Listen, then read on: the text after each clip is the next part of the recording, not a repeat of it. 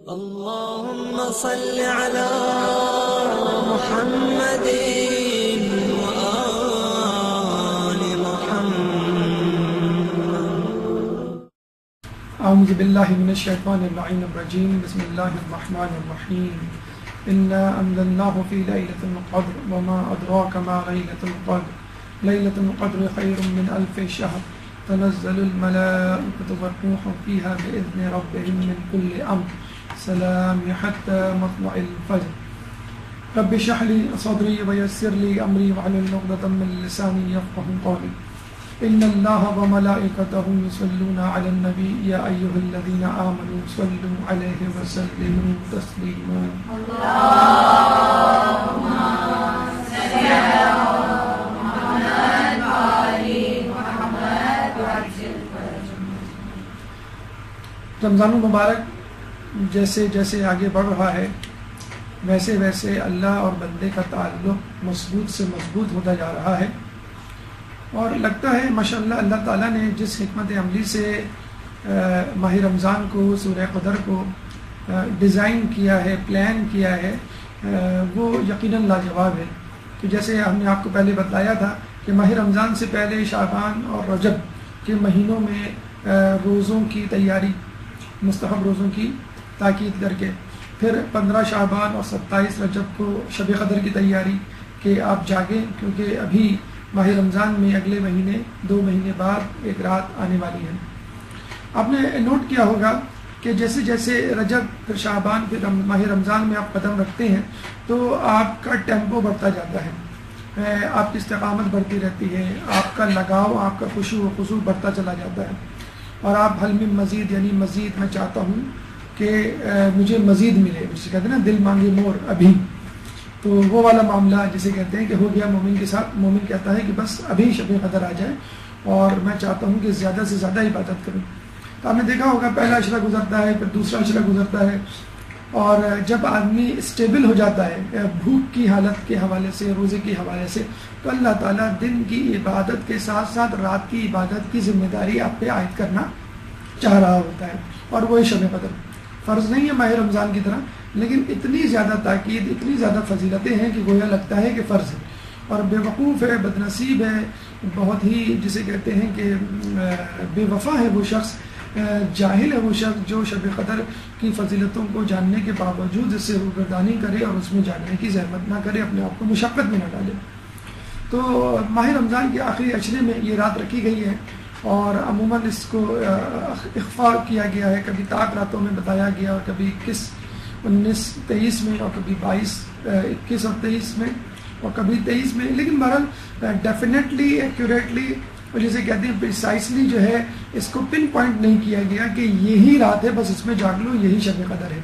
اور اس کی بھی انشاءاللہ ابھی وجوہات آئیں گی کہ ایسا کیوں ہے.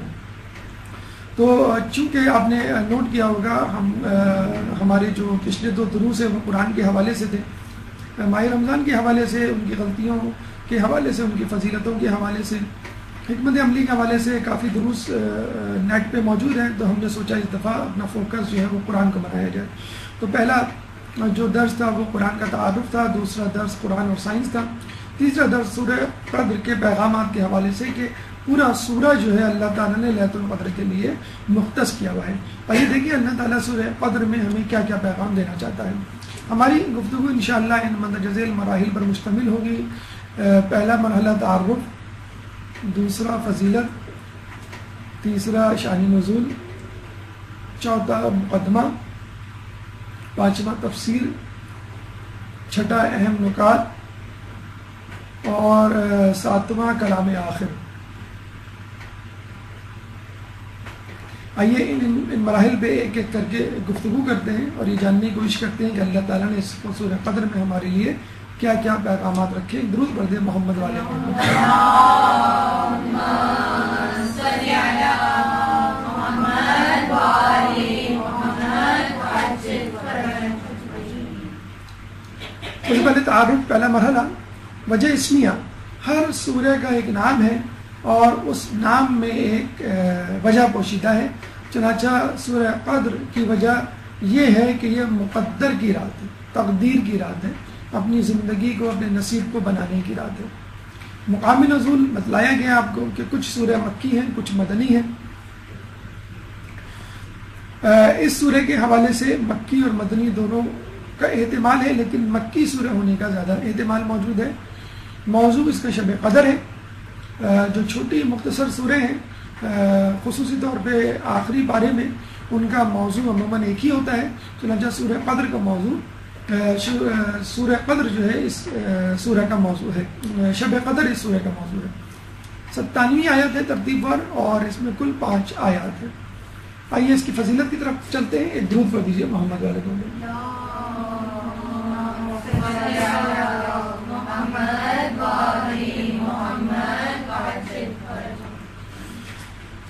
دیکھیے اگر دنیاوی حوالے سے اس کو تشبیہ دی جائے تو زیادہ آسانی سے بات سمجھ میں آ جائے کہ آپ کسی ریسٹورینٹ میں جاتے ہیں تو وہاں مختلف قسم کے کھانے ہوتے ہیں. مینیو ہوتا ہے 10 12 15 25 کھانے ہوتے ہیں اور بعض اوقات آدمی جو ہے ایک کھانا نہیں کئی کھانے کھانا چاہتا ہے. عموماً دسترخوان پہ اگر 4-5 ڈشز ہو تو آدمی 2-3 ڈشز تو ضرور چکھتا ہے. تو کچھ لوگ چاہتے ہیں ہم برگر بھی کھائیں، ہم فرینچ فرائز بھی کھائیں، ہم جو ہے اس کا جو رول ہے وہ بھی کھائیں. تو عموماً ہر چیز الگ الگ ہوتی ہے، ہر ایک کی الگ ریسیپی پلیٹ اور پیکج ہوتا ہے. چنانچہ کچھ ریسٹورینٹ والے یہ کرتے ہیں کہ لوگوں کی مزاج طبیعت کو مد نظر رکھتے ہوئے وہ بذا اوقات ڈیل کی فارم میں 2-3 کھانے ایک ہی پیکج میں کمبائن کر دیتے ہیں. انہوں نے ایک کھانے میں برگر بھی ہوگا، رول بھی ہوگا اور آپ کے فرینچ فرائز بھی ہوں گے. تو اللہ تعالیٰ نے بڑی عجیب انداز سے ماہ رمضان کی تمام فضیلتوں کو اس سورہ قدر کی فقط تلاوت میں مرکوز کر دیا ہے. دیکھیں حدیث رسول ہے کہ جو شخص اس کی تلاوت کرے گا تو وہ اس شخص کی طرح ہوگا جس نے ماہ رمضان کے روزے رکھے اور شب قدر کو پا لیا. دیکھیں شب قدر کو پانا کتنا مشکل کام ہے. آپ نے سنا ہوگا کہ اس کا دن اس کا رات جو ہے وہ متعین نہیں ہے. طاق راتیں ہیں، کچھ کہتے ہیں کہ نہیں طاق اور جفت دونوں پورا عشرہ، کچھ کہتے ہیں کہ پورا رمضان ماہ رمضان، کچھ کہتے ہیں کہ کچھ علماء تو پورا سال جاگتے تھے کہ کہیں یہ شب قدر نہ ہو. اور اگر کوئی یہ کلیم کر لے کہ میں نے شب قدر کو پا لیا تو گویا بہت بڑا دعویٰ ہے کہ اگر وہ شب قدر کو حقیقی طور پہ پا لے بہت بڑی خوش نصیبی ہے اس کے لیے. اسی طرح ماہ رمضان کے روزے بھی ہیں کہ اگر پورے آدمی روزے رکھ لے تو کیا ہی بات ہے. لیکن یہ دونوں چیزیں یعنی ماہ رمضان کے پورے روزے رکھنا اور شب قدر کو پانا بہت ہی کم لوگوں کو نصیب ہوتا ہے. اور پھر پانی کے بعد اس کا حق بھی ادا کرنا یعنی روزے کا حق ادا کرنا جیسا کہ ہے، اور شب قدر کا حق ادا کرنا یعنی اعمال اور خوش و خضوع پیدا کر کے، تو بہت خال ہے، بہت شاذ نادر ہے. بہت خوش نصیب لوگ، بہت متقی پرہیزگار اس کو پا سکتے ہیں اپنی اصل روپ میں. تو کتنی عجیب حدیث ہے، کتنی حیران کن حدیث ہے کہ جو شخص فقط تلاوت کرے گا اس سورہ کی. اب تلاوت ظاہر سی بات ہے ماہ رمضان کے علاوہ بھی ہو سکتی ہے. ماہ رمضان گزر جاتے ہیں یا گزرنے والے ہوتے ہیں تو مومن کے چہرے پر اداسی آ جاتی ہے، دل مغموم ہو جاتا ہے کہ رمضان گزر گیا اور ہم نے اس سے وہ برکتیں نہیں سمیٹنی جو سمیٹنی چاہیے تھی، اب ہم کیسے سمیٹیں. تو اللہ تعالیٰ نے سورہ قدر کی تلاوت کی جسے کہتے ہیں کہ ضمن میں اس کا پورے رمضان کا جو ہے ثواب رکھ دیا کہ جو تلاوت کرے گا فقط اس کی اس کو ماہ رمضان کے روزے کا بھی ثواب ملے گا اور شب قدر کو پانے کا، صرف یہ نہیں کہ شب قدر کا ثواب، شب قدر کو پانے کا ثواب، وہ لطف انشاءاللہ وہ اٹھائے گا فقط اس سورے کی تلاوت سے. لیکن پھر وہی بات جو ہر سورے کی تلاوت کی فضیلت کے حوالے سے ہے کہ ضروری ہے کہ انسان مومن ہو، اہل بیت کا چاہنے والا ہو، ان کے نقش قدم پہ چلنے والا ہو، نیت رکھتا ہو اور یقین رکھتا ہو اور اس پر عمل کرنے کی پوری کوشش کرتا ہو. ایک اور ڈیل اللہ کی طرف سے کہ جو شخص سورہ انا انزلنا کو بلند آواز سے پڑھے وہ اس شخص کی مانند ہے جس نے راہ خدا میں تلوار کھینچی اور جہاد کیا، اور جو شخص اسے آہستہ اور پنہا طور سے پڑھے وہ اس شخص کی مانند ہے جو راہ خدا میں اپنے خون میں لت پت ہو. دیکھیں ویسے تو ہمارے یہاں نماز جہری ہے، نماز سری ہے کہ فجر، مغرب اور عشاء کی نمازوں میں سورہ فاتحہ اور اس کے بعد کی سورہ بلند آواز سے پڑھنی چاہیے مردوں کے حوالے سے، اور اس کے علاوہ جو 2 نمازیں اس میں سری یعنی ظہر اور عصر. اور انسان کی یہ عادت ہوتی ہے کہ بعض اوقات وہ چاہتا ہے کہ تلاوت زور سے کرے اور بعض اوقات وہ چاہتا ہے کہ آہستگی سے کرے. اور کچھ لوگوں کی عادت ہوتی ہے مسلسل بلند آواز سے تلاوت کرنے کی، کچھ لوگوں کی عادت ہوتی ہے آہستگی سے پڑھنے کی. تو اللہ تعالیٰ نے لوگوں کا مزاج سامنے رکھتے ہوئے کہ کوئی اس مخمصے میں نہ پڑ جائے کہ اگر میں آہستہ پڑھ رہا ہوں تو شاید مجھے جو ہے وہ ثواب کم ملے، یا میں زیادہ زور سے پڑھ رہا ہوں تو اس میں دکھاوا ریاکاری نہ آ جائے. تو اللہ تعالیٰ نے دونوں کا ثواب الگ الگ رکھ دیا. جو بلند آواز سے پڑھے گا گویا اس نے تلوار کھینچی اور جہاد کیا، اور جو ہے آہستگی سے پڑھے گا وہ گویا خون میں لت پت ہوا، یعنی شہید ہوا. دیکھیں ہم میں سے کون ہے یہ جو دعویٰ کر سکتا ہے کہ ہم معصوم ہیں، میں معصوم ہوں، میں نے کوئی گناہ نہیں کیا. رمضان المبارک کے حوالے سے ہمیں ملتا ہے کہ بہترین عمل گناہ کا نہ کرنا ہے، گناہوں سے بچنا، یعنی کچھ کرنا نہیں، کچھ نہ کرنا. کتنا عجیب دیکھیں مذہب ہے، آپ کی انرجی کو سیو کر رہا ہے کہ کچھ کرنے سے کچھ نہ کچھ تو انرجی، ٹائم، توجہ آپ کی خرچ ہوگی. نہیں، کچھ نہ کرنا یعنی گناہوں سے بچنا. تو اگر رمضان المبارک میں بھی گناہ ہو جائے تو کتنا برا ہے انسان کے لیے کہ شیطان بند ہے پھر بھی گناہ کر رہا ہے. اور ہم میں سے کتنے لوگ ہیں جو کئی گناہ کر جاتے ہوں گے، لیکن پھر بھی بدترین شخص ہونے کے باوجود میں سمجھتا ہوں جو دیندار ہیں، مدرسے سے وابستہ ہیں، وہ 100-150 سے گناہوں سے زیادہ تو نہیں کرتے ہوں گے، 100 بھی نہیں کرتے ہوں گے. تو یہاں کہا جا رہا ہے کہ جو 10 مرتبہ سورہ انزلنا پڑھے گا وہ 1000 گناہ معاف کروائے گا. اس کا مطلب کیا ہوا؟ ایک سورہ انزلنا آپ کے 100 گناہ معاف کروا سکتی ہے. تو آدمی کو جب بھی یہ محسوس ہو کہ میں نے کوئی گناہ کیا ہے تو سورہ انزلنا پڑھ لے. اور کیا ہی اچھا ہے کہ انسان رات کو سونے سے پہلے سورہ انزلنا پڑھ کے سوئے کہ اگر ہم نے تقریباً 100 گناہ کیے تو وہ معاف ہو جائے. پھر امام فرماتے ہیں کہ جو شخص اس کو نماز فریضہ میں پڑھے گا اسے آواز پہنچتی ہے کہ تیرے سابق گناہ معاف ہو گئے. یہ تو ویسے ہی ہے تلاوت کا سبب. اور اگر آپ اپنی نمازوں میں یعنی فرض نمازوں میں پڑھیں گے تو آپ کے جو ہے وہ گویا تمام گناہ پچھلے معاف ہو گئے. پھر وہی بات کہ خشوع خضوع، یقین، توجہ اور عمل کی کوشش، جستجو کے ساتھ. اس کی تلاوت کرنے والا خیر البریہ کا ساتھی ہوگا، اور کیا ہی بہترین ساتھی اس کو ملا. خیر البریہ امیر المومنین حضرت علی ابن ابی طالب علیہ السلام.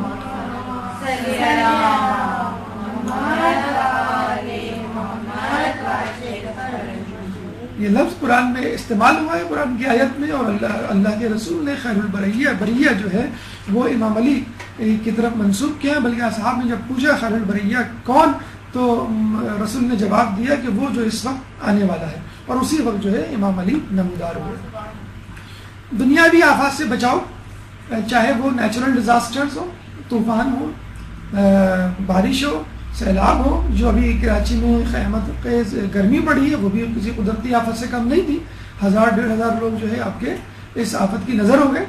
تو اگر کوئی شخص دنیاوی آفات سے بچنا چاہتا ہے تو وہ یہ سورہ پڑھے. اور دوسری بات یہ ہے کہ آج کل جیسے جیسے عید قریب آتی جا رہی ہے ویسے ویسے چوری ڈکیتی کا سیزن بھی آتا جا رہا ہے. حالانکہ قومی ادارے اور قانون نافذ کرنے والے ارادے گو کے متحرک ہیں، لیکن اس کے باوجود آپ نے دیکھا ہوگا کہ جو لوگ ان چوری ڈکیتیوں کے عادی ہیں وہ کس طرح اپنا ہاتھ صاف کر جاتے ہیں. کوئی گھر محفوظ نہیں، کوئی سڑک، کوئی بازار، کوئی دکان محفوظ نہیں.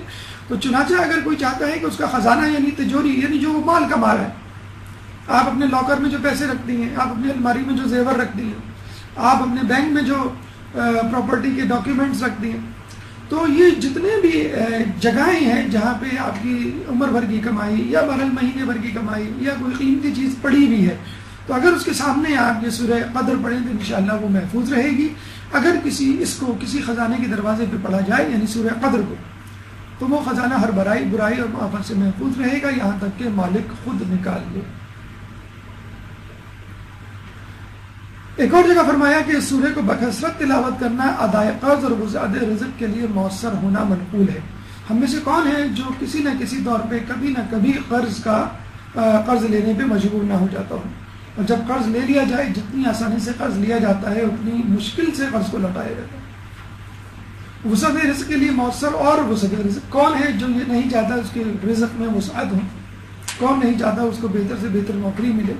تو یہ سورہ قدر جو ہے اپنی کوشش اور عملی جستجو جاری رکھے لیکن اگر سورہ قدر بھی پڑھے گا تو اس کو آخرت میں تو ثواب ملے گا، لیکن انشاءاللہ دنیا میں بھی اس کی روزی میں برکت ہوگی۔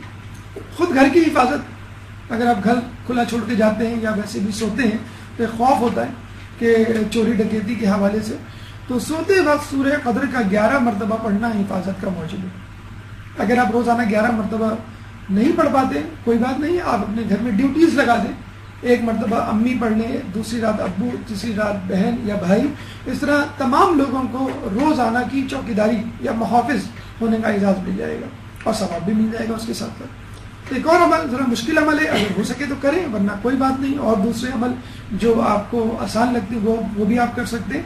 شب قدر میں نئے گھڑے میں پانی ڈال کر، گھڑے کی جگہ آپ چاہیں تو کوئی پیالہ لے لیں، اس پانی پر 30 مرتبہ سورہ قدر پڑھی جائے، اس گھڑے کو لٹکا دیا جائے، بس اس سے پانی بھی پیا جائے اور وضو بھی کیا جائے، اور کم شدہ پانی کا اس میں اضافہ کیا جاتا رہے تو باعث برکت ہے۔ یعنی آپ پانی پڑھ کے پھونک دیا، آپ نے پانی ڈال لیا، اس میں سورہ قدر پڑھ لیا آپ نے، اب اس میں سے ایک پیالہ نکال لیں اور وضو تھوڑا سا کر لیں، یا وضو جس سے کر رہے ہیں اس میں یہ پانی ملا لیں آپ، یا وضو آپ اس سے شروع کر لیں اور باقی آپ نلکے سے وضو کو کنٹینیو کر لیں، یعنی وضو میں جو پانی استعمال ہوا ہے اس میں تھوڑا سا پانی یہ والا بھی شامل ہو جائے۔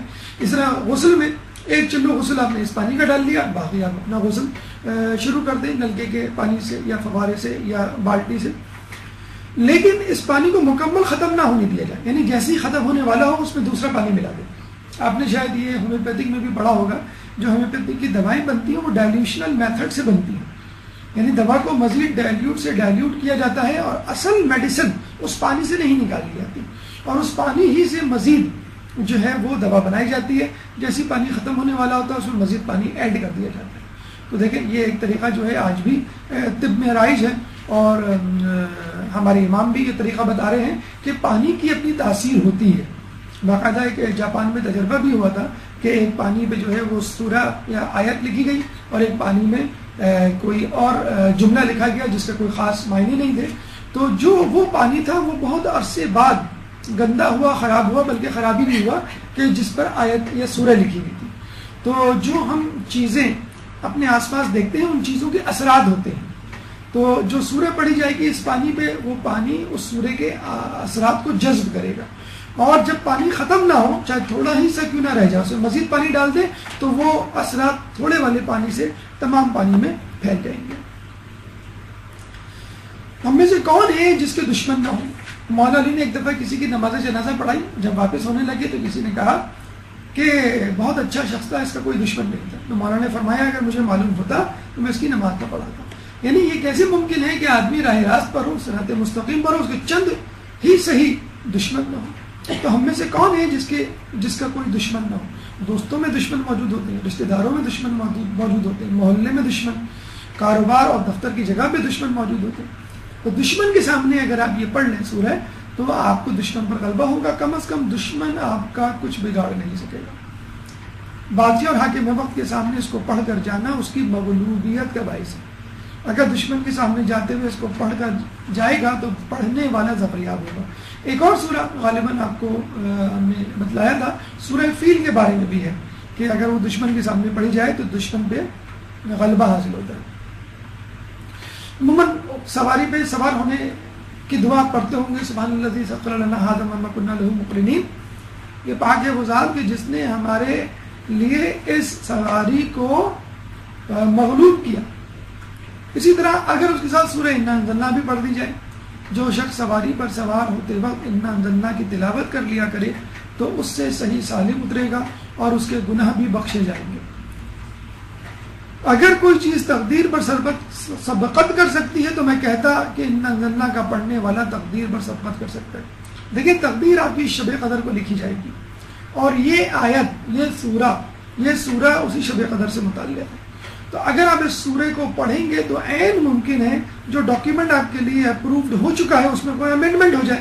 آپ نے دیکھا ہوگا کوئی ڈاکیومنٹ ہے، کوئی تحریر ہے، اس میں اگر فائنل ہونے کے باوجود بھی کوئی کمی بیشی رہ جائے تو ہم انک ریموور کا سہارا لیتے ہیں، ہم جو ہے وہ وائٹوں کا سہارا لیتے ہیں، ہم ایرو لگا کے اوپر کریکشن کر دیتے ہیں، اگر بینک کا چیک ہو تو اوپر ایک سگنیچر بھی کر دیتے ہیں۔ یعنی فائنل ڈاکیومنٹ اپروو ہونے کے باوجود بھی تھوڑی بہت کمی بیشی کا امکان ہوتا ہے. تو یہ وہ سورہ ہے جو شب قدر میں لکھی گئی تقدیر میں امینڈمنٹ کروا سکتی ہے بیماریوں کے لیے. سورہ فاتحہ بہت مشہور سورہ ہے، معروف سورہ ہے بیماری کے لیے. کہتے ہیں کہ ہر بیماری کا علاج سورہ فاتحہ میں سوائے موت کے. اگر اس سورہ کو نئے برتن پر لکھا جائے اور صاحب لقوا کہتے ہیں سیریبرل پالسی، کہ جس میں منہ ٹیڑھا ہو جاتا ہے، جبڑا جو ہے ایک طرف دھلک جاتا ہے سیدھی یا الٹی طرف، اور فوری طور پہ اس کا علاج نہ کیا جائے، کورٹیزون کی انجیکشن لگتے ہیں. اگر علاج نہ کیا جائے تو پھر وہ لقوا جو ہے، وہ ٹیڑھا پن جو ہے وہ مستقل بھی ہو سکتا ہے. اگر اس سورہ کو نئے برتن پر لکھا جائے اور صاحب لقوا اس کو نظر کرے تو اللہ تعالیٰ اس کو شفا عطا فرمائے گا. بے اولاد کے لیے اولاد نرینہ کی خواہش. دیکھیے کیا چیز نہیں ہے اس سورہ میں. اس تقدیر والی رات میں، شب قدر میں بھی کیا چیز نہیں ہے. پوری تقدیر تو اللہ تعالیٰ آپ کو دے رہا ہے، آپ کی پسند کی تقدیر دے رہا ہے، لیکن اس کے باوجود بھی سورہ قدر کی صورت میں پوری تقدیر آپ کو دے رہا ہے کہ بے اولاد لوگ جو ہے اس سورہ کو پڑھیں تو اولاد نرینہ کی انشاءاللہ ان کو خوشخبری ہوگی. ولادت میں جو تکلیف ہوتی ہے، آج کل سیزیرین سیکشن بہت زیادہ عام ہے، نارمل ڈلیوری ختم ہو چکی ہے. اب جو ہے وہ اسپائنل کارڈ میں انجیکشن دے کے ڈلیوری کرائی جاتی ہے. نہ جانے کیوں مائیں جو ہیں وہ ولادت کا درد جو ہے وہ سہنے کے لیے تیار نہیں. بعض اوقات کوئی کمپلیکیشن نہیں ہوتی، فقط مائیں اس درد سے بچنا چاہتی ہیں جو زچگی کی وجہ سے ہوتا ہے. حالانکہ حدیث میں ایک بڑی عجیب حدیث اور موجود ہے اس حوالے سے، اسی درد کے حوالے سے، کہ ایک شخص نے کہا کہ میں نے اپنی ماں کو پورا حج کروایا ہے اپنے کندھے پہ بٹھا کر. تو رسول نے فرمایا کہ تو نے تو اس ایک درد کا بھی حق ادا نہیں کیا کہ جو اس نے تجھے جنم دیتے ہوئے سہا. تو یہ اتنا جسے کہتے ہیں کہ ماں جو 9 مہینے اپنے پیٹ میں لیے رہتی ہے، پھر زچگی کا درد ہے، پھر جو دودھ پلاتی ہے. ایک جگہ یوں بھی آیا ہے کہ کیوں ماں کو 3 درجے زیادہ فضیلت ہے باپ پر. ایک تو حمل کے وقت اس کو لیے رہتی ہے 9 مہینے، پھر 2 سال دودھ پلاتی ہے، اور زچگی کا درد. یہ 3 عمل، یہ 3 تکالیف ایسی ہیں جو کوئی بھی کبھی بھی باپ انجام نہیں دے سکتا. قبر کا ساتھی ہے. آپ نے نماز وحشت پڑھی ہوگی، بلکہ ابھی جو ہمارے عالم دین کا انتقال ہوا ہے اس کے لیے جو سرکولیشن SMS کی ہوئی تھی، اس میں شب نماز وحشت کا بھی تذکرہ تھا ہاشم جعفری صاحب کا. تو اس میں آپ دیکھیں طریقہ جو ہے وہ یہی ہے کہ مومن کی قبر کی پہلی رات اس کے لیے 2 رکعت نماز، پہلی رکعت میں سورہ فاتحہ کے بعد آیت الکرسی، اور دوسری رکعت میں 10 مرتبہ انا انزلنا. اس کے بعد اس نماز کو میت کو بخش دے. اسی وقت 1000 فرشتے بہشتی ہلے، یعنی بہشتی لباس لے کر آئیں گے، قبر کو وسعت دیں گے، پڑھنے والے کو بھی اجر عظیم عطا کیا جائے گا. تو یہ یقینی ہے کہ جب آدمی کسی کے لیے دعا کرتا ہے تو پہلے وہ شخص سزاوار ہے اس دعا کا. یعنی آپ کہتے ہیں اللہ تعالیٰ فلاں کے رزق میں برکت دے، تو اللہ تعالیٰ آپ کے رزق میں پہلے برکت دے گا، پھر بعد میں اس کے رزق میں برکت دے گا. اس کی بیماری کو دور کر دے تو پہلے اللہ تعالیٰ آپ کی بیماری کو دور کرے گا. دشمن رشتہ داروں کے لیے دعا کرنا بہت زیادہ ثواب کا عمل ہے، بہت زیادہ قبولیت دعا کا جو ہے باعث ہے کہ اللہ تعالیٰ آپ اپنے دشمن کے لیے دعا کر رہے ہیں تو اللہ تعالیٰ آپ وہی دعا آپ کے حق میں کیوں نہیں قبول کرے گا. مومن کی قبر پہ آپ نے دیکھا ہوگا اکثر جب قبرستان سے واپس آتے ہیں تو آنے سے پہلے جو ہے وہ انگلی رکھ کے، یا ویسے ہی مومن کی قبر پہ 7 مرتبہ انا انزلنا پڑھتے ہیں. اس کے پڑھنے سے صاحب قبر اور پڑھنے والا دونوں بخشے جائیں گے. آپ نے اس کے بخشنے کے لیے دعا کی، اللہ تعالیٰ نے آپ کو بھی بخش دیا. تو یہ میت کی پہلی رات کی وحشت قبر، نماز وحشت قبر ہے، بڑی اندوناک ہوتی ہے. اور امام نے فرمایا کہ اپنے مردے پہ صدقہ دے کر رحم کیا کرو، اگر صدقہ نہ دے سکو تو مذکورہ طریقے سے نماز ہدیہ کیا کرو. نماز ہدیہ والدین آپ نے سنا ہوگا کہ 10 مرتبہ ربنا اغفر لی ولوالدی وللمؤمنین یوم یقوم الحساب پہلی رکعت میں، اور پھر دوسری رکعت میں رب اغفر لی ولوالدی ولمن دخل بیتی مؤمنا وللمؤمنین والمؤمنات. اور پھر نماز کے بعد رب ارحمہما کما ربیانی صغیرا 10 مرتبہ پڑھیں. یہ نماز والدین. اکثر ایک اور طریقہ جو چھٹے امام سے منقول ہے کہ اپنے والدین کے لیے نماز ہدیہ والدین اس طرح پڑھتے تھے کہ پہلی رکعت میں سورہ فاتحہ کے بعد انا انزلنا، اور دوسرے رکعت میں سورہ کوثر. خود بھی پڑھیں اور اپنے بچوں کو بھی نماز والدین کے لیے تاکید کریں. یہ جب بھی ہم نے بتایا کہ نماز فریضہ میں پڑھنے سے ایک ندا آتی ہے کہ تیرے پچھلے گناہ بخشے گئے، تو ہمارے آٹھویں امام امام علی رضا علیہ السلام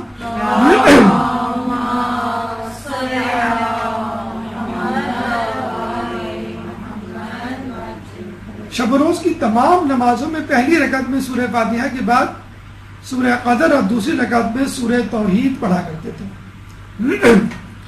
تو سورہ توحید اپنی جگہ پہ قائم، دوسری رکعت میں عموماً لوگ پڑھا کرتے ہیں، اور پہلی رکعت میں سورہ قدر پڑھ لیں تو امام کی سنت پہ عمل ہوتا ہے.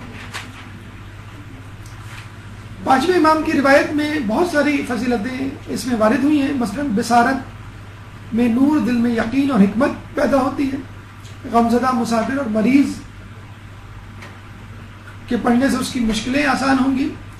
زراعت، اس وقت جون جولائی کا مہینہ ہے، اس وقت سندھ اور پنجاب، بلوچستان سرحد کے دیہاتوں میں جو ہے فصلیں جو ہیں اپنے عروج پر ہیں، اور یہ فصل کے کاٹنے کا مہینہ ہے. تو اگر کوئی زراعت میں پڑھے تو اس میں برکت ہوگی اس سورہ کو پڑھنے سے. درد دل آج کل آخری زمانے کی نشانیوں میں سے ہے کہ درد دل زیادہ ہو جائے گا. آج کل پہلے ایک زمانے میں ای سی جی بہت بڑا ٹیسٹ ہوا کرتا تھا اور لوگ بڑے خوش ہوتے تھے بھائی ای سی جی جو ہے نارمل آیا کچھ نہیں ہے. اب جو ہے وہ اینجیوگرافی کچھ نہیں رہا. بڑے آرام سے ڈاکٹر حضرات کہہ دیا کرتے ہیں آپ اینجیوگرافی کرا لیں، جو بیماری ہے وہ ضروری نہیں کہ ای سی جی میں آ جائے. تو اینجیوگرافی کروائی جاتی ہے، آن دا اسپاٹ اگر کوئی نیروئنگ ہو تو اینجیوپلاسٹی فوراً کر دی جاتی ہے.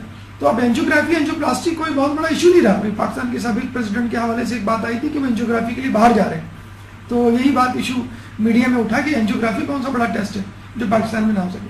تو اینجیوگرافی ایک روٹین ٹیسٹ بن گیا. کیوں؟ دل کے امراض بڑھ گئے، دلوں کے الگ الگ ہاسپٹلس بن گئے باقاعدہ. تو ہمارا فیٹی فوڈ کا کھانا اور ہمارا بیجا ریسٹ اور بیجا اسٹریس یہ مین فیکٹرز ہیں. اور ماہ رمضان مبارک بہترین مہینہ ہے اپنے اسٹریس کو کم کرنے کے حوالے سے، اپنی ٹینشن کو کم کرنے کے حوالے سے، اپنی fatty food over all diet کو کم کرنے کے حوالے سے. اور اگر کسی کو امکان ہے تو وہ یہ دعا پڑھے، سورہ پڑھے تو درد دل سے شفا یابی ہوگی. مٹی کے برتن پہ لکھ کر بارش کے پانی سے دھویا جائے، پھر اس پانی میں شکر ملا دیا جائے. اگر شوگر ہے تو کینڈل یا کوئی اور سویٹنر ملا دیں. رزلٹ میں آپ کی خواب میں اگر کوئی زیارت کرنا چاہے تو زوال کے وقت 100 مرتبہ سورہ انا انزلنا پڑھنے سے انشاءاللہ رسول اکرم صلی اللہ علیہ وآلہ وسلم کی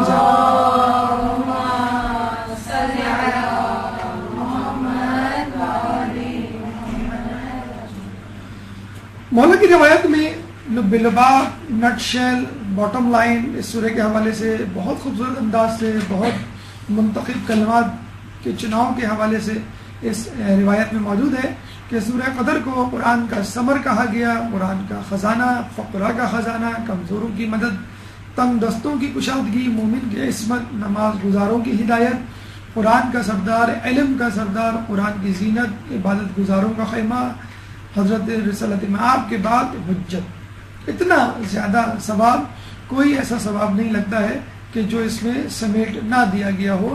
قرآن کا ثمر ہے، کیونکہ قرآن آدمی اس لیے پڑھتا ہے کہ انسان جو ہے اپنی تقدیر سنوارے. تقدیر سورہ قدر میں موجود ہے. قرآن کا خزانہ ہے، قرآن کا خزانہ یہی ہے کہ انسان تزکیہ نفس کرے، اپنے آپ کو بہتر بنائے. سورہ قدر میں یہ خزانہ موجود ہے. فقراء کا خزانہ ہے، یعنی دولت. اس سورہ کو پڑھنے سے دولت اور وسعت رزق میں اضافہ ہوتا ہے، رزق میں اضافہ ہوتا ہے. کمزوروں کی مدد، جیسے ہم نے بتلایا ہے کہ دشمنوں پہ غلبہ، تنگ دستوں کی کشادگی، مومنوں کی عصمت، نماز گزاروں کی ہدایت، خود قرآن کا سردار. بہرحال اس میں تمام کم و بیش ثواب شامل ہو گیا ہے جو ایک مومن اپنے ذہن میں لا سکتا ہے. اب آئیے اس سورہ کے شان نزول کی طرف چلتے ہیں. ایک درود پڑھ دیجیے محمد والے کو.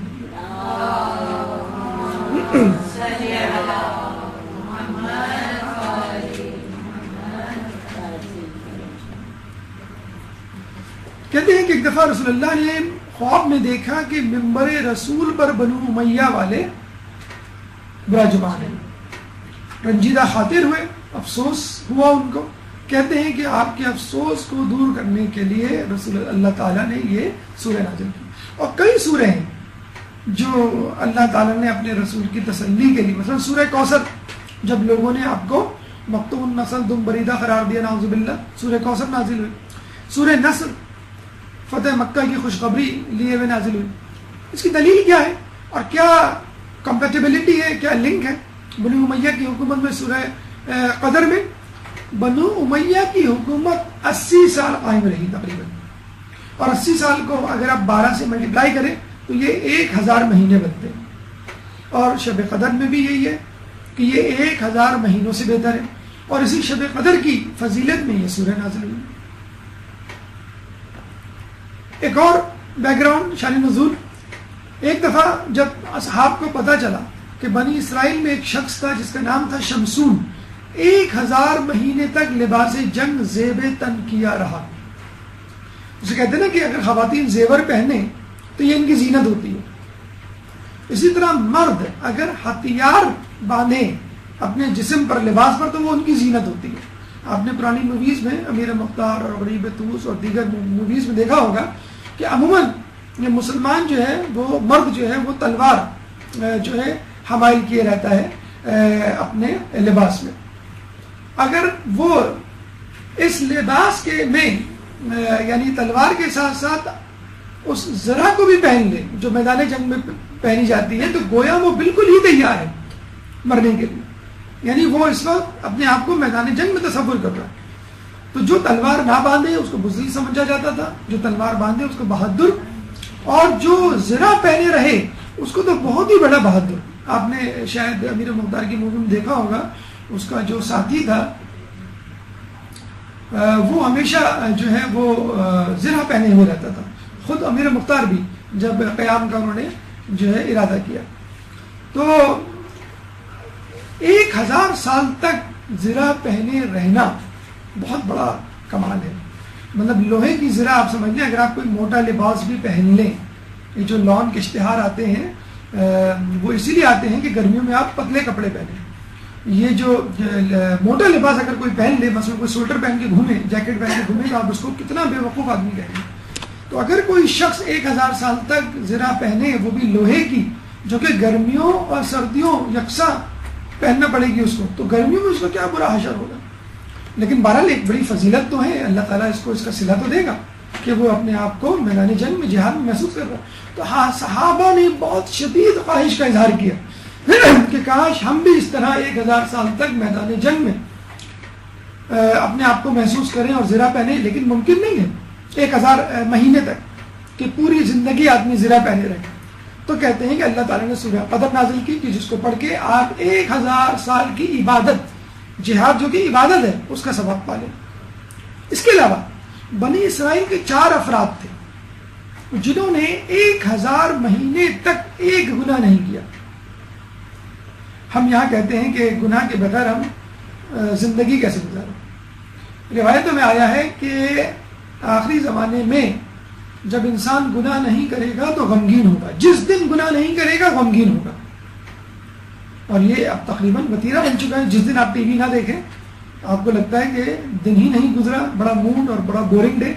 جو میوزک سننے والے ہیں وہ میوزک نہ سنیں کسی دن رات کو سونے سے پہلے جسے کہتے ہیں, تو وہ گناہ ہی نہیں کیا. محفل میں بیٹھے اگر غیبت کر کے نہ اٹھیں تو وہ مزہ ہی نہیں آیا, فائدہ کیا ہوا گپ شپ کا. تو بنی اسرائیل کے 4 افراد نے 1000 مہینے تک کوئی گناہ نہیں کیا.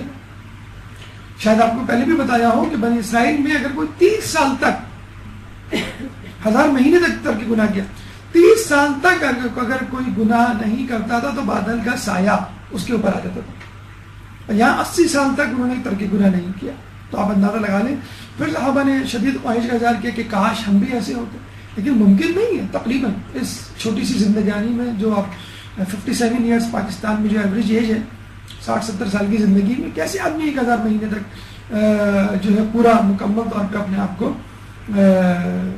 روزے میں یا عبادت میں گزارتا. روایتوں میں آیا ہے کہ اگر کوئی شخص خوش اخلاقی کا مظاہرہ کرے تو بالکل ایسا ہی ہے جیسے اس نے دن میں روزے رکھے اور رات میں شب داری کی. کتنا آسان طریقہ ہے دن بھر رات بھر اور عمر بھر عبادت میں گزارنا.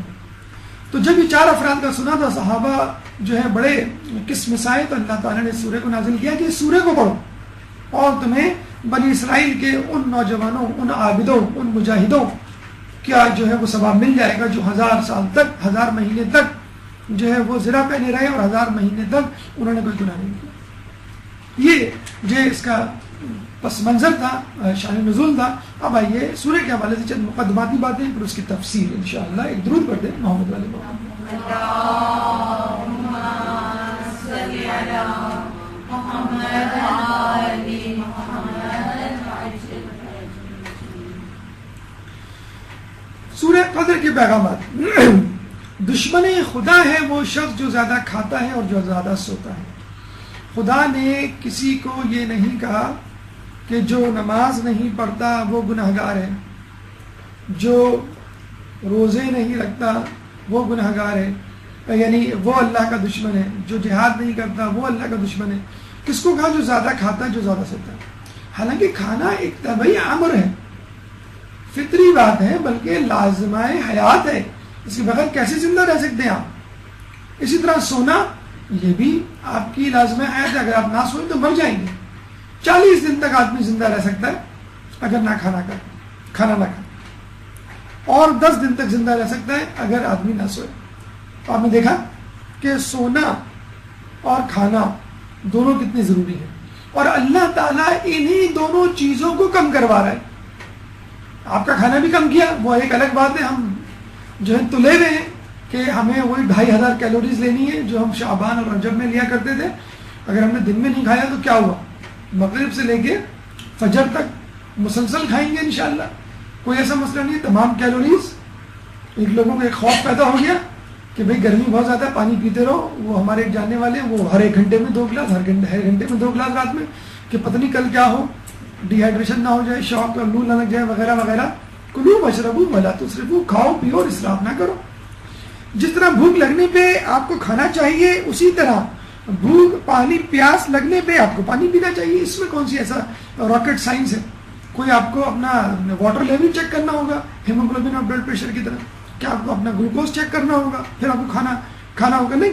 بھوک ایک جبلت ہے، فطرت ہے، غریزہ ہے کہ جب آپ کو لگے، جب آپ کی توانائی میں کمی ہوگی، جب کھانا جسم میں کم ہوگا خود بخود بھوک لگ جائے گی.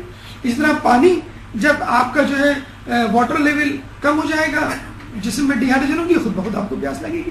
زیادہ کھانا اور زیادہ سونا دونوں جو ہے اللہ کے دشمن بنانے کے لیے آپ کو تیار کرتے ہیں. لیکن افسوس کے ساتھ کہنا پڑتا ہے کہ جن 2 چیزوں کے لیے اللہ تعالیٰ نے ہمیں اس ماہ رمضان سے نوازا، یہی 2 چیزیں آج کل مومنین کر رہے ہوتے ہیں. آپ جو ہے وہ سحری کے بعد سوئے، پھر ظہر میں اٹھے، پھر ظہر پڑھی، پھر سوئے، پھر افطار میں اٹھے، ٹی وی دیکھا، اس کے بعد پھر رات میں پھر سوئے. تو جن کی چھٹیاں ہیں، یا خواتین عموماً، یا وہ لوگ جو دفتر سے جلدی گھر آ جاتے ہیں، چھٹیاں لیے ہوئے ہیں، عموماً دیکھا یہ گیا ہے کہ وہ اپنا گھر کا ٹائم یا تو ٹی وی میں فضولیات جو پروگرامات آ رہے ہیں ان کو دیکھ کے، جن کا کوئی سر پیر نہیں، جو سراسر آپ کو لہو و لعب اور گناہ کی طرف لے جا رہے ہیں، وہ دیکھتے ہوئے گزارتے ہیں یا سوتے ہوئے. تو خدا را ان 2 چیزوں کو ٹارگٹ رکھیے، کن 2 چیزوں کو؟ کہ رمضان میں کم کھانا ہے اور کم سونا ہے. ہمارے ایک دوست ہیں، انہوں نے جو ہے وہ ڈائٹ پلان بنایا. تو ماہ رمضان میں ڈائٹ پلان بنایا تو وہ ماہ رمضان میں افطار کے وقت چھولے کھایا کرتے تھے. وائٹ چھولے جو ہوتے ہیں، سفید چنے، وہ بھگو کے، اور وہ بھی جسے کہتے ہیں کہ وہ باقاعدہ مرچیں اور چٹنی وغیرہ ڈال کے نہیں، سادے. اس بندے نے پورا مہینہ ایسا گزارا، نہ سحری نہ کھانا، فقط افطار میں ایک بول ہوتا تھا، پیالہ، اس میں چنے ہوتے تھے. اور ماشاءاللہ کیا ویٹ ریڈیوس کیا. اللہ ان کو جو ہے مزید ویٹ ریڈیوس کرنے کی توفیق عطا فرمائے. لیکن اگر یہ فوکس انسان اپنے تقوی کے حوالے سے کر لے تو weight reduction, maintenance of health اور ہائپر ٹینشن، ڈائبٹیز، یہ سب چیزیں تو آپ کو سائڈ افیکٹ تحفتاً ملیں گی. جسے کہتے ہیں نا کہ آپ جاتے ہیں ڈٹرجنٹ لینے، اس کے ساتھ جو ہے وہ ایک جوس یا ایک چاکلیٹ آپ کو مل جاتی ہے، یہ اس کے ساتھ فری ہے. اسپون مل جاتا ہے، یہ اس کے ساتھ فری ہے. آپ کولڈ ڈرنک لینے جاتے ہیں، گلاس مل جاتا ہے، یہ اس کے ساتھ فری ہے. تو یہ اس کے ساتھ ملیں گی، اس کی فکر نہ کریں. آپ پلیجر آف اللہ جسے کہتے ہیں نا، تقرب الہی، قربتاً اللہ جو ہم کہتے ہیں، بس اس کی فکر کریں. اس کی فکر کریں گے تو اللہ تعالیٰ دنیا دے ہی دے گا. آخرت زیادہ امپورٹنٹ ہے، وہ کما لیں، دنیا خود بخود مل جائے گی. اس کے علاوہ اب یہ کہ انسان کیا کرے جب اللہ تعالیٰ کا دشمن بننے کے لیے تیار ہے وہ، تو مولا فرماتے ہیں اپنی آنکھوں کو بیدار رکھو، شکموں کو لاغر بناؤ اور جسموں کو اپنے نفسوں پر نثار کر دو. دیکھیں وہی ہے جو ماہ رمضان میں آپ کو کرنا ہے، آنکھوں کو بیدار رکھنا ہے لیلۃ القدر کی تلاش میں، شکموں کو لاغر بنانا ہے بھوکا رہ کے، اور جسموں کو نفسوں پہ نثار کر دو، یعنی جسمانی ضرورت کو نفس کی ضرورت پر قربان کر دو۔ جسم کمتر ہے، نفس یا روح برتر ہے، کمتر چیز برتر کے لیے قربانی دیتی ہے، جیسے پانی درخت کے لیے قربانی دیتا ہے، درخت پانی استعمال کرتا ہے، درخت جانور کے لیے قربانی کرتا ہے، جانور درخت کھاتا ہے، جانور انسان کے لیے ذبح ہوتا ہے، انسان کو اللہ کے لیے قربانی دیں گے۔ کیسے قربانی دیں گے آپ؟ اپنے جسم کو قربان کر کے، یعنی مادی ضروریات، کھانا پینا، سونا، بولنا، گپ شپ کی محفلیں، نظروں کی حفاظت، یہ تمام چیزیں آپ کی جسمانی ضرورتیں، جسمانی لذتیں، ان کو ایک اور حدیث میں اسی طرح کا مفہوم تھا، اور آگے ایک اور ٹکڑا تھا، شاید کہ تم اس طرح ملاء الاعلیٰ سے بھی آگے نکل جاؤ، یعنی جو اعلیٰ ترین مقام ہے اس سے بھی آگے نکل جاؤ، زمین کی وسعتیں، سمندر اور صحرا اور چاند ستارے تو بہت دور کی بات، ملاء الاعلیٰ سے بھی آگے نکل جاؤ۔ کس طرح؟ آنکھوں کو بیدار رکھ کر، شکموں کو لاغر رکھ کر، اور جسموں کو یعنی خواہشات کو قربان کر کے۔ شب بیداری کیوں افضل؟ شب بیداری دو زندگیوں میں سے ایک ہے۔ دن میں انسان لوگوں کے ساتھ معاملات میں مشغول ہوتا ہے، عموماً ریاکاری کا غلبہ ہوتا ہے، عموماً حسد کا غلبہ ہوتا ہے، انسان وہی کچھ کرتا ہے جو زمانے میں ہو رہا ہوتا ہے، اسی طرح سلوک کرتا ہے جس محفل میں بیٹھا ہوا ہوتا ہے۔ افضل ترین عبادت یاد خدا میں آنکھوں کا بیدار رہنا، لیکن جب رات ہوتی ہے تو انسان کے پاس آپشن ہوتا ہے، چاہے تو وہ نماز شب پڑھے، چاہے تو وہ ٹی وی کے پروگرام دیکھے، چاہے تو وہ تلاوت قرآن کرے، چاہے تو وہ چیٹنگ کرے۔ تو رات انسان کو اپنے اصل حلیے میں لے آتی ہے، انسان کو بے نقاب کر دیتی ہے، انسان کو اپنی اصلیت بتلا دیتی ہے۔ لوگوں کے سامنے تو ہر انسان کی کوشش ہوتی ہے کہ میں نیک بن کے رہوں، لیکن اکیلے میں، تنہائی میں امتحان اس کا اصل امتحان ہوتا ہے کہ جب کوئی نہیں دیکھ رہا ہوتا۔ اور یہ بھی کہا گیا تنہائی کے گناہ کے حوالے سے کہ تنہائی کے گناہ سے ہوشیار رہو، کہ کیوں کہ جو گواہ ہے وہ قاضی بھی ہے، یعنی اللہ قاضی ہے ہمارے اوپر، اور وہ گواہ بھی ہے، دیکھ بھی رہا ہے۔ تو جب تم اللہ سے نہیں گھبراتے اور شرماتے تو لوگوں سے کیوں شرماتے؟ کون جاگتا ہے؟ جسے خوف ہوتا ہے وہ راتوں کو جاگتا ہے، اور جو راتوں کو جاگتا ہے وہ منزل تک پہنچ جاتا ہے۔ آگاہ رہو، اللہ کا مال بہت مہنگا ہے، خبردار اللہ کا مال بہشت۔ جوانی میں عدم کے واسطے سامان کر غافل، مسافر شب کو اٹھتے ہیں جو جانا دور ہوتا ہے۔ تو شب کو اٹھنے والے وہ لوگ ہیں جن کو بہت دور جانا ہے، جنت بہت دور ہے، جہنم تو بہت قریب ہے۔ آپ کچھ نہ کریں، جہنم مل گئی آپ کو، 2 قدم پر ہے، لیکن جنت دور ہے، اس کے لیے مشقت اٹھانی پڑے گی آپ کو۔ قرآن کی گواہی ہے ایسے لوگوں کے لیے، ان کے پہلو بستر سے الگ رہتے ہیں اور وہ اپنے پروردگار کو خوف اور طمع کی بنیاد پر پکارتے رہتے ہیں۔ لائٹ چلی جائے، اکثر جاتی ہے کراچی میں، نوٹ کیا ہو آپ نے، پتہ چل جاتا آپ کو کہ لائٹ چلی گئی، آپ پہلو بدلتے رہتے ہیں، کبھی کھڑکی کھولتے ہیں، کبھی دروازہ کھولتے ہیں، کبھی اے سی کا سوئچ آف کرتے ہیں، کبھی پنکھے کا سوئچ آن آف کر کے بار بار 2-3 مرتبہ چیک کرتے ہیں کہ لائٹ آئی کہ نہیں آئی، پھر سوتے ہیں، پھر اٹھتے ہیں۔ اللہ کا خوف دل سے نکل جائے، اللہ کی یاد دل سے نکل جائے، اس کا احساس نہیں ہوتا۔ لائٹ چلی جائے ہمیں فوراً احساس ہو جاتا ہے، پنکھا بند ہو جائے فوراً احساس ہو جاتا ہے، ایمان میں کمی ہو جائے کبھی احساس نہیں ہوتا۔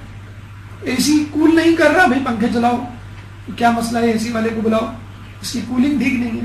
ایمان میں کمی ہو جائے انسان کو احساس نہیں ہوتا، کبھی اس ایمان کی کمی کی وجہ سے وہ پہلو نہیں بدلتا۔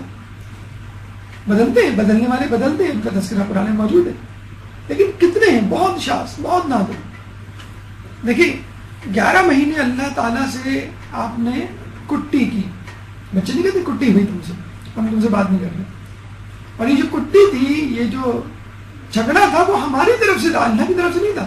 اللہ نے تو ہمیشہ اپنے بڑے پن کا، جسے کہتے ہیں کہ مظاہرہ کیا، ہاتھ بڑھایا دوستی کا۔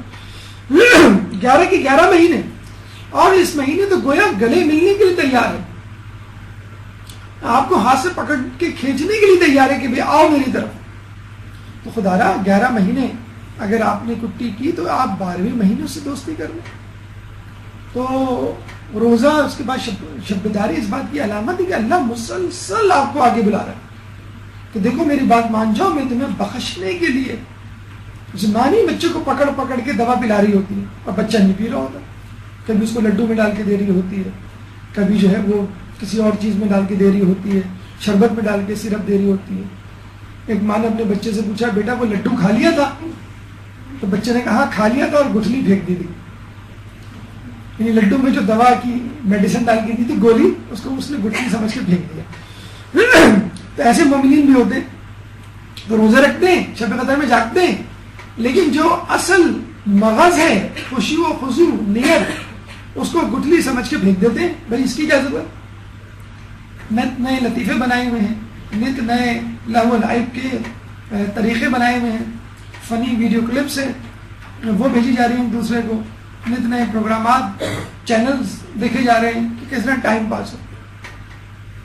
اب آئیے اس سورہ کی تفسیر کی طرف ایک درود پڑھ دیجیے محمد والے محمد.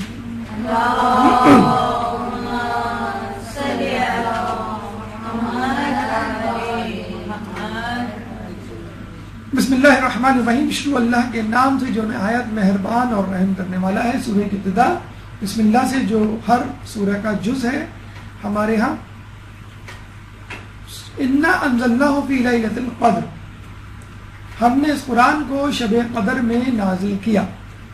انا یعنی بے شک، انزلنا نازل کیا، اور انزلنا کا مطلب ہے ایک ساتھ نازل کیا. تنزیل کا مطلب ہے بتدریج نازل کیا. ایک ساتھ نازل کرنے کی گواہی سورہ بقرہ 185 میں اللہ نے دی ہے. شہر رمضان الذی انزل فیہ القرآن ھدی للناس.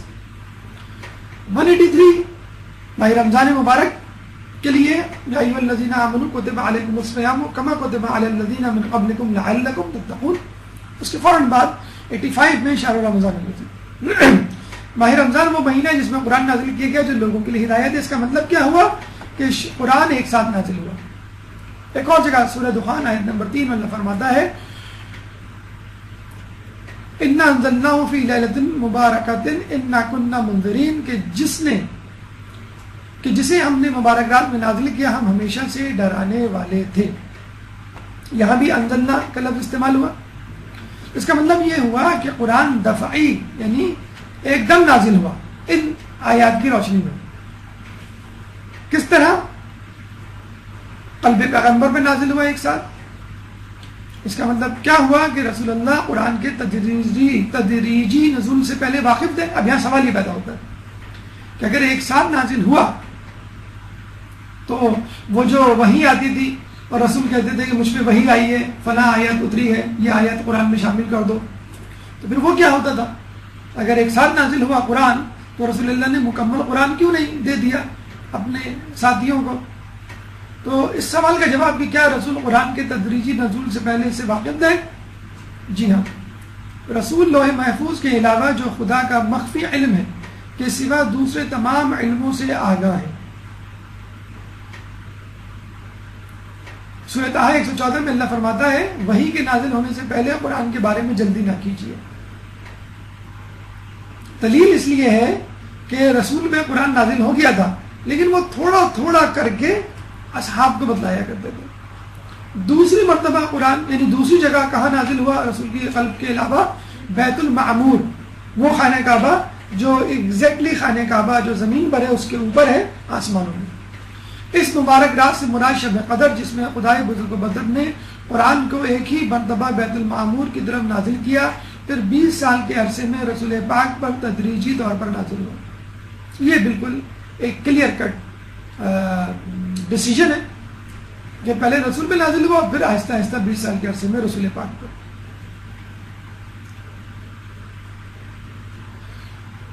جی تیسری جگہ قرآن کہاں نازل ہوا؟ لوح محفوظ کے نچلے آسمان پر.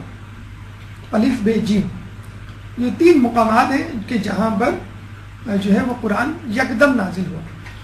کیا قرآن تدریجی بھی نازل ہوا؟ جی ہاں، 23 سال میں بتدریج عرصہ نبوت کے دوران نازل ہوا. خلاصہ بحث یہ ہے کہ نزول قرآن دفعی تدریجی دونوں طرح ہوا، اور نزول دفعی شب قدر میں اور نزول تدریجی قرآن شب معراج میں.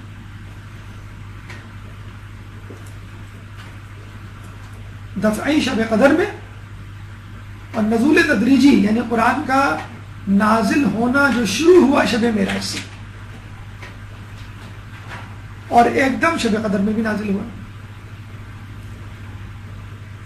انزلنا مکمل طور پہ نازل ہونا، تنزیل یعنی تھوڑا تھوڑا کر کے نازل ہونا، یعنی قرآن دونوں طریقے سے نازل ہوا، ایک دم بھی اور آہستہ آہستہ بھی۔ اس کی مثال بالکل ایسی ہے، کوئی استاد جب آپ کو کوئی کتاب پڑھانا چاہتا ہے تو پہلے وہ کتاب خود پڑھ لیتا ہے اچھی طرح، پھر وہ آپ کو پڑھاتا ہے، اور ضروری نہیں وہ شروع سے پڑھائے، وہ یہ بھی کہہ دیتا ہے بعض اوقات کہ بیٹا پہلا چیپٹر ذرا مشکل ہے، ہم ذرا دوسرے چیپٹر سے اسٹارٹ کریں گے، اچھا تیسرا چیپٹر جو ہے وہ آپ کو اس طرح پڑھنا ہے، اور آگے پیچھے وہ دیکھ کے پڑھاتا ہے بچے کی ذہنی استعداد اور ماحول کے مطابق۔ اس طرح جو اللہ تعالیٰ نے سورہ نازل کی رسول اللہ پر، وہ سورہ تھی جو وقت کے حساب سے نازل ہے، یعنی جب جہاد کا موقع تھا تو جہاد کے حوالے سے سورہ، جب نماز کا حکم آیا تو نماز کے حوالے سے، حج کے موقع پر حج کی آیات۔ لیلۃ القدر کیا ہے جو اس آیت میں تذکرہ ہے، اِنَّا أَنزَلْنَاهُ فِي لَيْلَةِ الْقَدْرِ۔ پہلا مفہوم یہ ہے کہ کیونکہ بندوں کے تمام سال کے سارے مقدرات اسی رات میں تعین ہوتے ہیں، رزق ہے، بیماری ہے، عمر ہے، موت ہے، یہ سب۔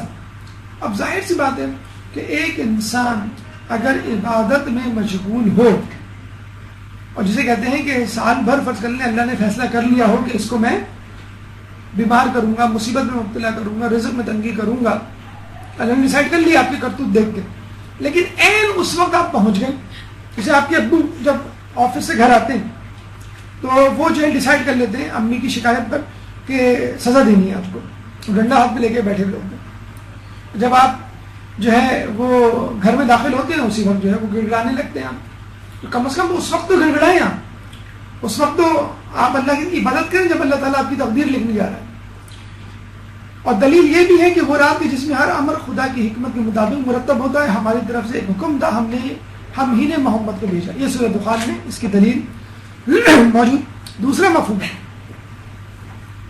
عظیم شرافت اور قدر کی حامل رات ہے، یہ سورہ حج میں اللہ فرماتا ہے عظیم شرافت و قدر کی حامل رات، انہوں نے حقیقت میں خدا کی قدر و عظمت کو ہی نہیں پہچانا۔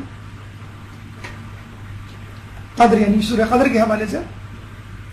تیسرا مفہوم قرآن پوری قدر و منزلت کے ساتھ قدر و منزلت والے رسول پر قدر و منزلت والے فرشتے کے ذریعے نازل ہوا، بہترین کتاب بہترین نبی پر بہترین فرشتے کے ذریعے، مطلب کیا کمبینیشن ہے، آپ اس کو ذرا غور کیجئے۔ چوتھا مفہوم ایسی رات جس میں قرآن کا نازل ہونا مقدر ہوا، یعنی قرآن کا نازل ہونا اس میں ڈیسائیڈ ہوا۔ پانچواں مفہوم جو شخص اس رات بیدار رہے وہ صاحب قدر و مقام ہوتا ہے، صاحب قدر ہوتا ہے، اس کی قدر کی جانی چاہیے۔ چھٹا مفہوم فرشتوں کی کثرت نزول کے سبب کہتے ہیں عرصہ زمین کی جگہ تنگ ہو جاتی ہے، اور تقدیر بمعنی تنگی بھی ہے۔ دوسری آیت وما ادراک ما لیلۃ القدر، اور تمہیں کیا معلوم شب قدر کیا ہے؟ تو بچوں کو بتاتے نا، جسے کبھی ایئرپورٹ نہ دیکھا ہو، ایئرپورٹ کیا ہوتا ہے، بیٹا تمہیں کیا معلوم ایئرپورٹ کیا ہے؟ اب بتاتے پھر بھی وہ نہیں سمجھتا۔ اسی طرح اللہ تعالیٰ کہہ رہا ہے کہ وما ادراک ما لیلۃ القدر، تمہیں کیا معلوم لیلۃ القدر کیا ہے، کس طرح تم درک کرو گے؟ القاریات و من قاریات وما ادراک ما القاریات، کھڑکھڑانے والی وہ کھڑکھڑانے والی، تمہیں کیا معلوم وہ کھڑکھڑانے والی کیا ہے؟ تم درک نہیں کر سکتے اس دنیا میں، حقیقت میں ہمیں نہیں معلوم شب قدر کیا ہے۔ مخفی کیوں رکھا ہم نے اللہ تعالیٰ نے؟ کیوں کہ جیسے رمضان کی جزا کو مخفی رکھا ہے، روزہ میرے لیے ہے، میں ہی اس کی جزا ہوں۔ کیا جزا ہے؟ روزانہ کے روزوں کی جزا تو آپ نے پڑھی ہوگی، اللہ کیا اس سے بھی زیادہ جزا ہے۔ امام فرماتے ہیں اللہ تعالیٰ نے قرآن میں ہر چیز کا صلہ جزا بیان کر دی سوائے شب قدر کے۔ اسی طرح شب قدر کیا ہے ہم کو نہیں معلوم ہو سکتا، جتنا کچھ اللہ اور اس کے رسول نے امام نے ہمیں بتایا اتنا ہمیں معلوم ہے، لیکن اس کا اصل ادراک ہمیں نہیں ہو سکتا۔ تیسری آیت لیلۃ القدر خیر من الف شہر، شب قدر 1000 مہینے سے بہتر ہے۔ دیکھیں یہ نہیں کہا 1000 مہینے کے برابر ہے، من الف شہر، سواء الف شہر نہیں کہا، من سے بھی بہتر ہے۔ اچھا یہاں الف کی بحث سن لیجیے. الف تعداد کے لیے ہوتا ہے 1000 یعنی 1000 مرتبہ. مضبوط کثرت کے لیے بھی ہوتا ہے. ہم نہیں کہتے 1000 مرتبہ تمہیں سمجھایا ہے کہ دروازہ بند کر دیا کرو, لائٹ آف کر دیا کرو جب گھر سے نکلو یا کمرے سے نکلو. تو کثرت کا مطلب ہے ان لمیٹڈ, انفائنٹ, آپ کاؤنٹ ہی نہیں کر سکتے. تو ہم 1000 کا لفظ استعمال کرتے ہیں. اچھا مزید کی بات یہ ہے, آپ نے انگلش میں سنا ہوگا 1000, پھر ملین, پھر بلین, پھر ٹریلین. عربی میں الف سے بڑھ کر کوئی عدد نہیں. الف کا مطلب ہے 1000 اور اس کے بعد 1000, 5000, 2 لاکھ, 1000, جتنے بھی 1000 آپ کو, وہ 1000 ہی کی کاؤنٹنگ سے ہوں گے. یعنی 2000, 4000, 50,000, 100,000, پھر 1000, پھر 1000, یعنی الف 1000 ہی سب سے بڑا حصہ ہے. تو اللہ تعالیٰ مزید کیا بتاتا کہ جب آپ کو گنتی ہی نہیں آتی, بچوں کو اگر گنتی 100 تک آتی ہے تو ہم اس کو یہی کہیں گے نا کہ شب قدر جو ہے وہ 100 سے بھی زیادہ بہتر ہے, کیونکہ اس کو 100 کا عدد ہی معلوم ہے جو میکسیمم ہے. تو عربوں کو 1000 ہی کا عدد معلوم تھا. تو اگر ابھی ہوتی تو ہو سکتا ہے ممکن اللہ تعالیٰ بلین ٹریلین کا لفظ استعمال کرتا, یعنی اس کے برابر نہیں ہے. یہ بات تو طے ہے 1000 کے برابر نہیں ہے. من الفی, اس سے بہتر ہے, 1000 سے بھی زیادہ ہے. کیوں؟ ایک تو وہی پس منظر میں بیان کی جانے والی روایت کہ ایک شخص 1000 مہینے تک زرا پہنے رہا, اس حوالے سے 1000 کا لفظ استعمال کیا. 4 افراد 1000 مہینے تک گناہ کرنے سے باز رہے, اس لیے 1000 کا لفظ استعمال کیا. بنو امیہ نے 1000 مہینے تک حکمرانی کرنی تھی, اس لیے 1000 کا لفظ استعمال کیا. چوتھی آیت, تنزل الملائکۃ والروح فیہا بإذن ربہم من کل امر. فرشتے اور روح اس رات میں اپنے پروردگار کے اذن سے ہر کام کی تقدیر کے لیے اترتے ہیں. کون اترتا ہے؟ فرشتے اور روح. یہ تنزل کی تفسیر ہے, اور اگر آپ کو انگلش گرامر سے شد بدھ ہو تو پرفیکٹ کنٹینیوس کا ٹینس ہے.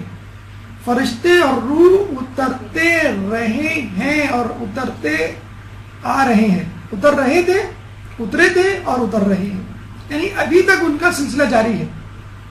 یہ نہیں کہ فقط ایک رات ایسی تھی, ایک وجہ, ایک دور ایسا تھا جب فرشتے اترتے, نہیں, اب بھی اتر رہے.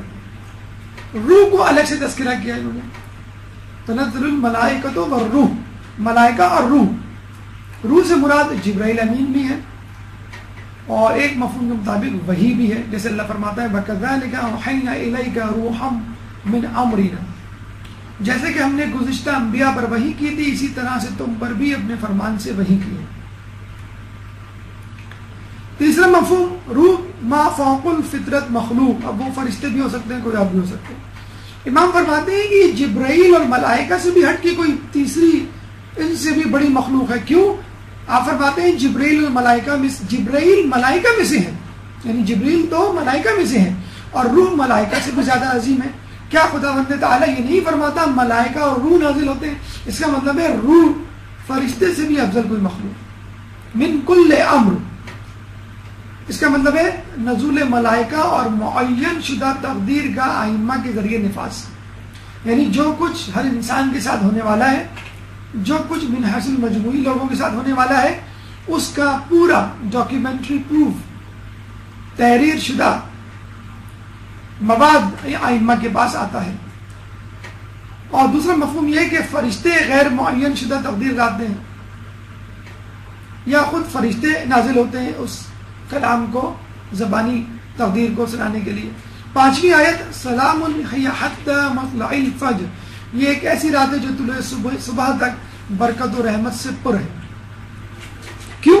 دیکھیں, اس مہینے شیطان پابند زنجیر ہو جاتا ہے, خصوصاً اس رات. یعنی یہ سمجھ لیجیے ان کے جو بند ہیں, ان کے جو عقد ہیں, ان کی جو زنجیریں اور ٹائٹ کر دی جاتی ہیں.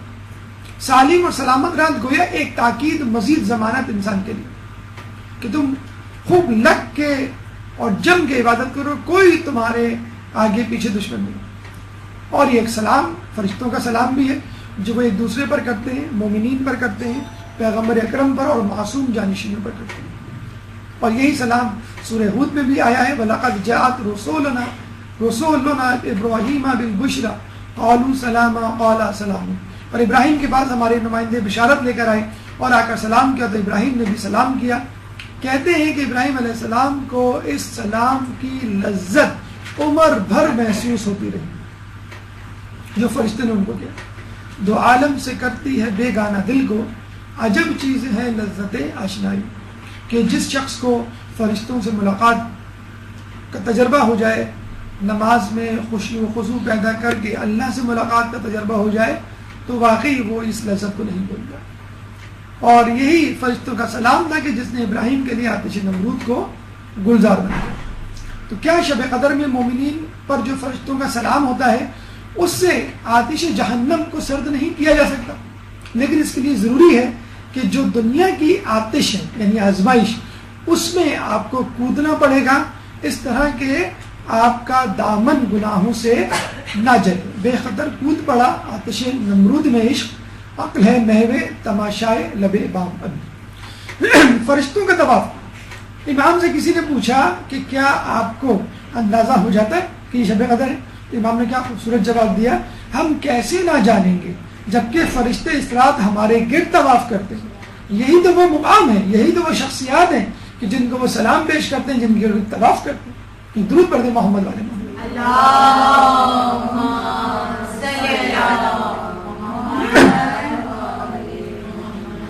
سورہ کی تفسیر اپنے اختتام کو پہنچی. اب آئیے چند اہم نکات بھی دیکھتے چلیں.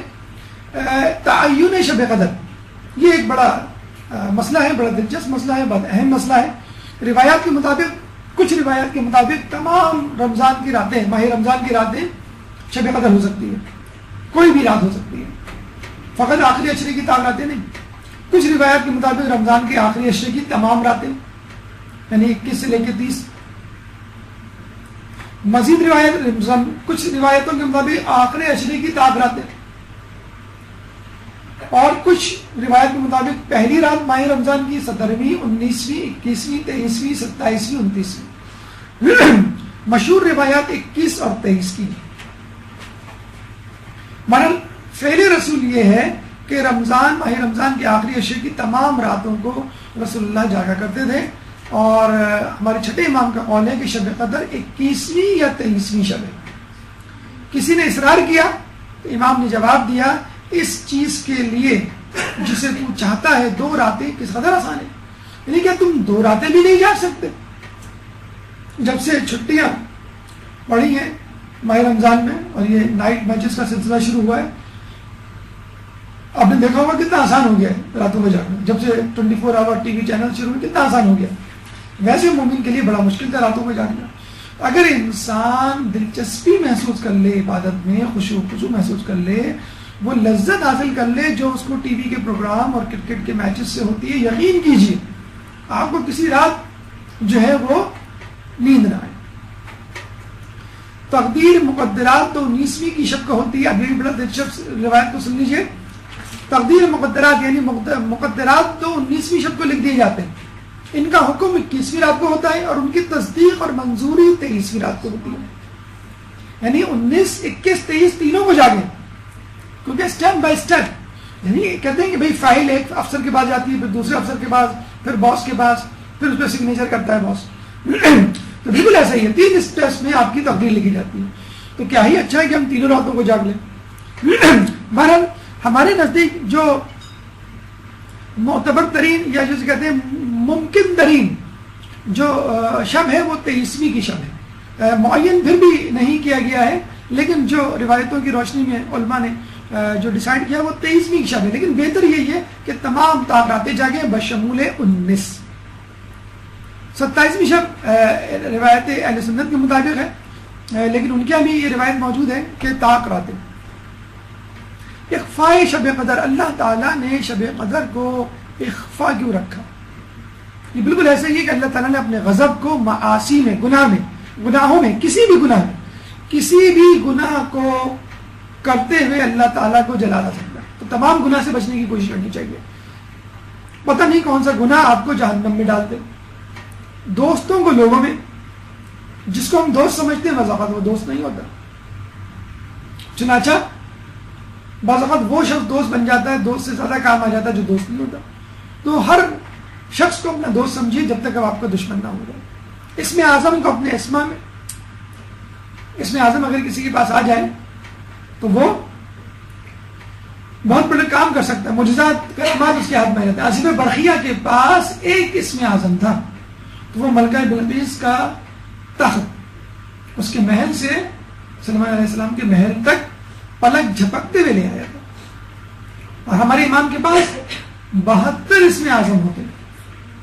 تو آپ دیکھ لیجئے آصف برقیہ کے معجزے کرامات میں اور ہمارے امام کے معجزے کرامات میں کتنا فرق ہوگا. اور کل 73 اسم اعظم. قبولیت دعا کو جمعے کے پورے دن میں کسی بھی وقت کسی بھی ساتھ، تو بہتر ہے کہ پورا جمعہ آپ ورد کرتے ہوئے گزاریں. موت کو کسی بھی وقت میں اگر معین ہو جائے موت آپ کو 60 سال میں آئے گی تو 49 سال 11 مہینے 29 دن آپ گناہ کریں گے اور آخری دن آپ تصویر لے کے بیٹھ جائیں گے اور اپنے آپ کو بخشوا لیں گے. تو موت کا خوف نکل جائے گا.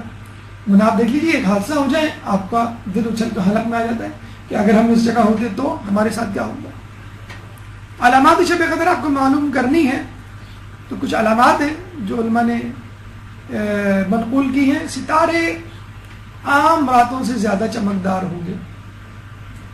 شہاب ثاقب بے شمار ہوں گے. شہاب ثاقب وہ ستارے ہیں جو کہ ٹوٹ کے گرتے ہیں، نظر بھی آتے ہیں بعض اوقات لوگوں کو. اور ہمارے یہاں کہا جاتا ہے کہ جب شیطان کوئی سن گن لینے جاتا ہے اللہ کے پاس تو فرشتے اس کو ستاروں سے مارتے ہیں اس کو بھگانے کے لیے. اور یہ عین ممکن ہے شب قدر میں، کیونکہ تقدیر لکھی جا رہی ہے. جیسے پیپر چیک ہوتے ہیں، ایگزامنر پیپر چیک کر رہا ہو یا پیپر بنا رہا ہو تو شیطان چاہتا ہے کہ معلوم کر لوں غیب کا علم تاکہ لوگوں کو اپنے علم سے معروف کروں.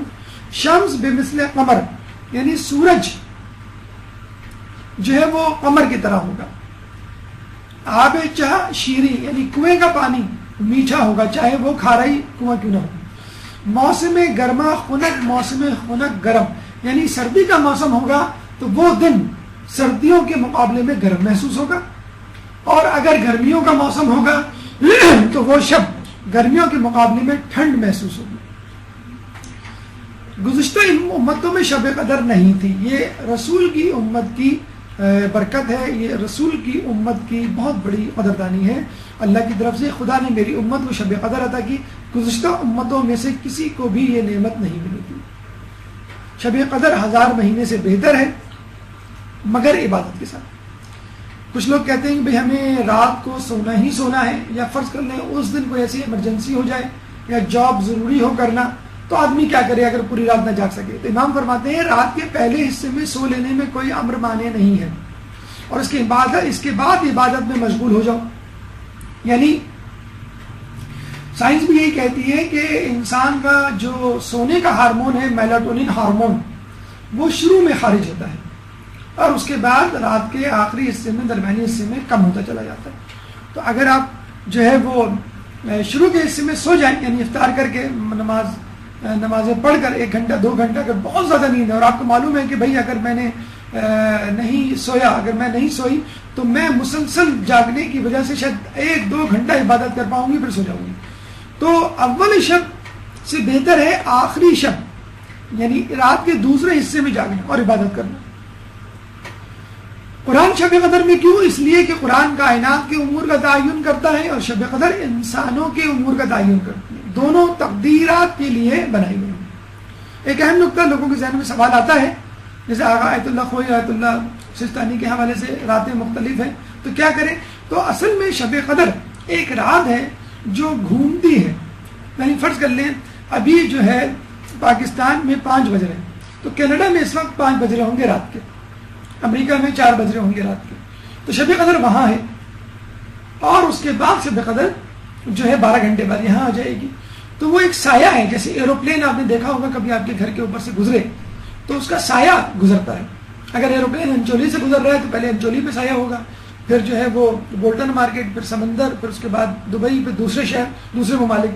تو اسی طرح شب قدر بھی ایک سایہ ہے، سمجھ ایک نور ہے، ایک برکت کا سفر ہے جو چل رہا ہے دنیا کے ایک حصے سے دوسرے حصے کی طرف. ہوتی ایک ہی مرتبہ ہے لیکن مختلف جگہوں پر مختلف اوقات. کلام آخر یاد رکھ لیجئے کہ پیش منظر، پس منظر اور پردہ غیبت تینوں الگ الگ چیزیں. پیش منظر یعنی جو کچھ ہو رہا ہے ہمیں نظر آ رہا ہے ہمارے آس پاس کے ماحول میں، ٹی وی پہ، میڈیا پہ، محفلوں میں، وہ سب عوام الناس کے لیے ہے، اس پہ کام نہ دھریے. پس منظر کو دیکھیے کہ ماہ رمضان کی اصل حقیقت کیا ہے.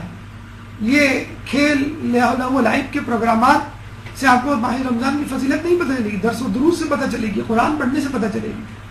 تو پس منظر خواص الناس کے لیے ہوتا ہے. اور پردہ غیبت جو نظر ہی نہیں آتا، اپنے وقت پر نظر آئے گا، اس سے پہلے نظر نہیں آ سکتا، وہ مقربین کے لیے. تو جو جتنا غیبت پہ یقین رکھے گا، پس منظر پہ یقین رکھے گا، اتنا ہی اللہ سے قریب ہوگا. اور جو سامنے کی چیزوں پہ یقین رکھے گا، یعنی سحری اور افطاری اور اس کے مینیو میں کھو جائے گا، تو اس کے لیے شب قدر اور ماہ رمضان کی برکتیں نہیں. تو جو پیش منظر ہے وہ دھوکہ ہے، جو پس منظر میں ہے وہ حقیقت ہے، اور جو پردہ غیبت میں ہے وہ حق. اللہ تعالیٰ سے دعا ہے کہ جو کچھ پڑھا سنا اس پہ عمل کرنے کی توفیق عطا فرما. اگر کوئی سوال اس موضوع سے متعلق آپ کے ذہن میں ہو تو آپ کر سکتے ہیں. سوالات سے پہلے صلوات.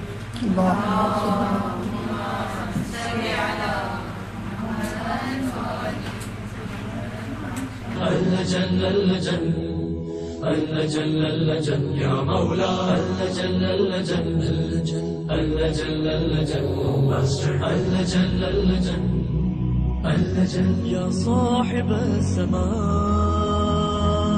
اللجن اللجن